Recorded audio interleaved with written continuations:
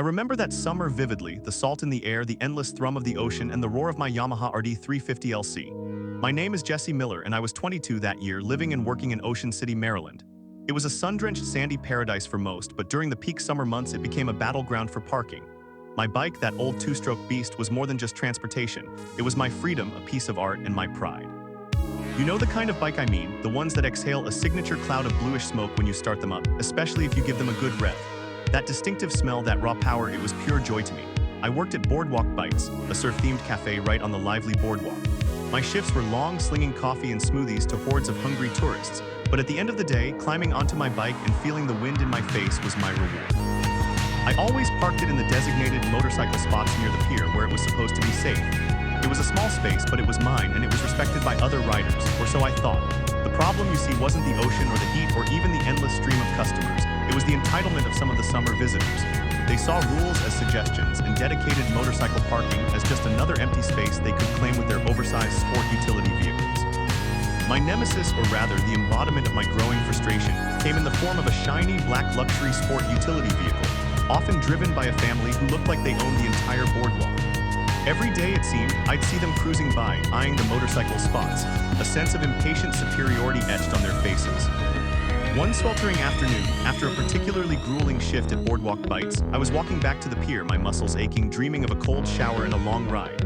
My heart sank as I spotted movement near my bike. It was the driver of that black sport utility vehicle, a portly man with a perpetually displeased expression, trying to muscle my Yamaha out of the way. He was attempting to wheel it backward, but the disc lock on my front wheel held firm, refusing to budge. He grunted, strained, and swore under his breath, completely oblivious to the fact that I was walking right up to him. "Hey, what in the world do you think you're doing with my bike?" I called out, my voice tight with a mixture of disbelief and anger. He startled, dropping the handlebars as if they'd burned him, then turned to face me with a look of utter annoyance as if I was the one bothering him. "We need to park," he huffed, gesturing vaguely at the teeming parking lot. "This entire lot is full and you can just leave your little toy somewhere else. We've been circling for 20 minutes. His wife from the passenger seat leaned out and chimed in with a saccharine smile that didn't reach her eyes. "Oh, just move your motorcycle, honey. We really need this spot for our sport utility vehicle." My blood pressure spiked. "This is motorcycle parking, it's not just somewhere else. You can't just move someone else's property." I tried to explain, my voice rising, but they just stared blankly, their faces a mask of uncomprehending entitlement. They made me feel like I was the unreasonable one, an insignificant mosquito buzzing around their perfectly ordered world. I stood there, fuming as they continued to justify their actions, completely deaf to reason or basic respect. They even tried to physically push the bike again, right in front of me when I refused to budge. It was an outright challenge, a blatant disregard for my rights and my property. That night, I couldn't shake the anger. It simmered beneath my skin, a low, burning ember. I felt utterly helpless, just another peon in their way. The next day, it got worse. I walked to the pier and my stomach dropped. My beautiful Yamaha RD350 LC was gone from its spot. In its place, parked perfectly, was that same black sport utility vehicle. My bike, my pride and joy, was leaning precariously against a trash can a few feet away, almost tipped over, the mirror askew. My heart pounded with a mix of fury and fear that it was damaged. I rushed over, inspecting it for scratches or dents, my hands trembling as I righted it. They had actually moved it without my permission, and in doing so had almost broken it. It felt like a punch to the gut. I saw the family emerging from the sport utility vehicle, bags in hand, heading towards the boardwalk, not even sparing a glance at my displaced motorcycle. They looked smug, triumphant. I wanted to scream, to lash out, but what would that achieve? They would just dismiss me, call the police, and I'd be the one in trouble. I felt small, defeated, and utterly disrespected. The thought even crossed my mind that maybe I should just sell the bike, get something quieter, less noticeable, something that wouldn't attract this kind of unwanted attention. But that thought was a betrayal to myself, to the very essence of who I was. Giving up my RD350 LC, the freedom it represented, just because some entitled tourists couldn't respect boundaries, felt like losing a part of my soul. I pushed the bike back into its designated spot, my hands shaking with a silent rage, and headed to work, the joy of the summer now overshadowed by a bitter taste in my mouth. My progress against these external bullies was non-existent. All I'd managed to do was get my property violated. All felt lost. The following Saturday, the Ocean City sun beat down mercilessly, even hotter than usual. I had just finished my longest shift yet, my uniform damp with sweat, my feet aching. I walked with a heavy heart towards the pier, dreading what new affront I might find. But this time it was different. There it was, that black sport utility vehicle parked in its usual entitled way, but this time it was attempting to move another motorcycle from the designated spot. And as fate would have it, as I approached, the same family was there, the driver's door wide open, the front passenger door ajar as his wife rummaged inside, presumably for beach supplies. Their expensive, pristine interior was fully exposed to the salty air. This was it. This was the breaking point. A calm, cold fury settled over me. I felt a surge of strength, a clarity that had been missing. I didn't say a word. I walked purposefully towards my Yamaha RD350 LC, which was still in its rightful spot today, thankfully. The driver looked up, a flicker of recognition in his eyes, perhaps a hint of annoyance, but mostly an expectation that I would just silently move my bike like a good boy. He probably thought I was finally giving in.